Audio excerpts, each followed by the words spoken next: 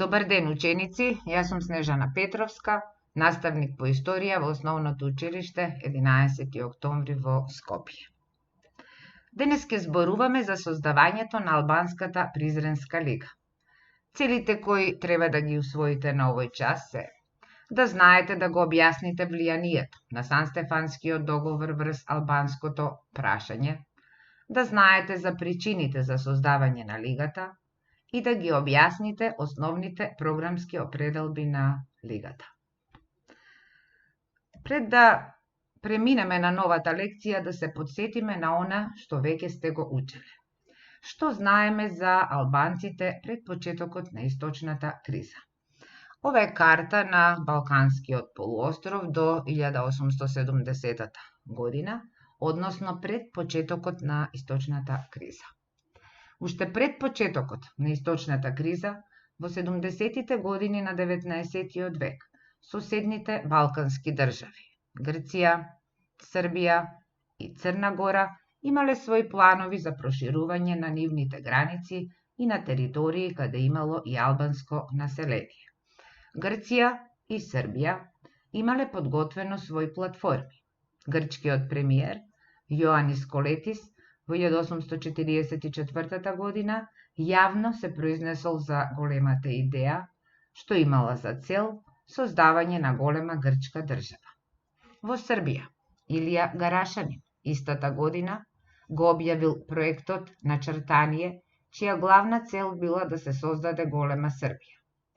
Будимпештанскиот договор е прв меѓународен дипломатски чин што го призна создавањето на една автономна албанска држава.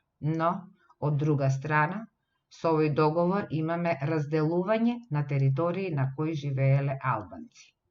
Имено, одредени делови на османлиската држава и се доделуваат на Грција, на Србија и било доделено Косово, а Црна Гора да добие делови од Северна Албанија.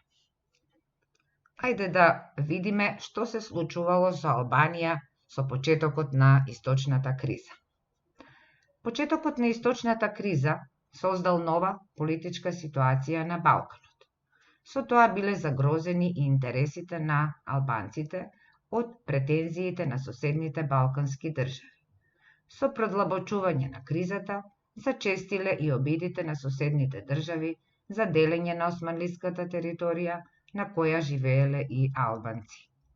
Тие обиди започнале да стануваат реалност по завршувањето на руско-турската војна во 1877-1878 година. Додека османлиската војска претрпувала порази, српските и црногорските војски го искористиле тоа и навлегле во подрачјето на Скадарскиот и Косовскиот вилает. По поразот на османлиската војска, османлиската држава била принудена да го потпише Санстефанскиот прелиминарен договор на 3 март 1878 во Сан Стефано. Да видиме, ученици, што се предвидувало со Санстефанскиот мировен договор. Според Санстефанскиот договор било предвидено Бугарија да добие еден мал дел од денешна Албанија. Србија требала да добие дел од Северно Косово до Митровица, додека за Црна Гора било предвидено да ги добие Улцин, Ход, Плав, Гусиње и Ругова. Останатиот дел на кој имало албанци останувал под османлиска власт. Овој договор бил примен со големо негодување од страна на албанскиот народ, кој одбил да ги признае решенијата на овој договор, бидејќи бил спротивен на албанските интереси.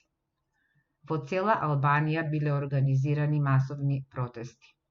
Во ваква напната состојба, во Албанија се барала организација на сите сили за одбрана на албанските етнички области од распарчување. Ова е карта на Балканот по Санстефанскиот мировен договор, каде може да се забележи дека е создадена нова држава на Балканот, а тоа е голема Бугарија, во чиј состав влегуваат и територии на кои што живееле албанци. Поради незадоволството од овие одлуки, се јавила потреба од создавање на единствен центар за организирање на албанските активности. Како резултат на тоа, во Истанбул била создадена Сеалбанска национална организација, наречена Централен комитет за заштита на правата на албанската народност, позната и како Истанбулски комитет. Председател на овој комитет бил Абдул Фрашери. Веста за одржување на Берлинскиот конгрес ги натерала албанските патриоти што повргу да одржат еден сеалбански собир за да ги представат нивните барања пред големите сили. За организирање на таков собир била задолжена посебна комисија предводена од Имер Призрени. На 10. јуни 1878 година била основана Призренската лига, чија цел била автономија на Албанија и поништување на договорот од Сан Стефано. На заседанието на лигата присуствувале делегати од сите краишта на Албанија, а истото било предводено од Илјас Љоку Дибра. Чувствувајќи ја заслабената позиција на Османлиското царство, лигата започнала програма за реформирање на 5 политички делови, а тоа се: одбрана на земјите населени со албанци од интересите на Србија, Црна Гора и Грција, создавање единствена провинција во империјата која би се состоела од вилаетите Косово, Манастир, Јанина и Скадар, формирање воена служба на територијата на Албанија, создавање училишта за развој на националното образование и контрола на финансии. Видни фигури кои учествувале во работата на лигата биле Сами Фрашери, Пашко Васа, Абдул Фрашери, како и 80 други делегати, меѓу кои имало и племенски старешини и свештеници. На собранието на лигата биле донесени следните одлуки: да се известат големите сили дека албанскиот народ нема да дозволи поделба на неговата територија, дека е подготвен веднаш да преземе мерки за реализирање на автономија на Албанија и соединување на вилаетите каде што живееле албанци. Исто така било предвидено лигата да ги преземе надлежностите на државна администрација, да избере органи на власт кои ќе воспостават ред и да собираат даноци за да се организираат и вооружени сили.